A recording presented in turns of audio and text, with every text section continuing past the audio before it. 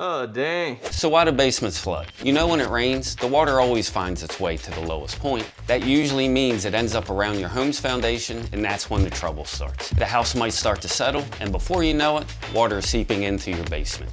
Now, the most common spot for water to sneak in through is the cold joint. That's because the walls and floors are made of separate pieces of concrete that were poured at different times, making the cold joint the easiest pathway for water to enter into your basement. Now you might be wondering, how do I fix a flooded basement? To effectively address a flooded basement, you should focus on 3 key areas. First up, the water coming through the cold joint. To redirect this water, we suggest installing a basement gutter around the perimeter of your basement and setting up a sump pump.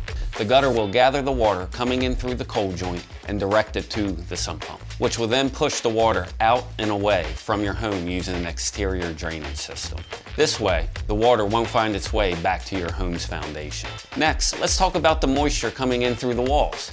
If your basement walls feel damp or wet to the touch, that's a surefire sign that they'll need to be sealed. We use our patented wall seal that's designed to capture any moisture from the walls, keeping your basement dry. Finally, don't forget about the moisture in the air. Even after your basement is waterproof, it's crucial to control the humidity levels to prevent mold growth. We recommend adding a dehumidifier to keep the air nice and dry.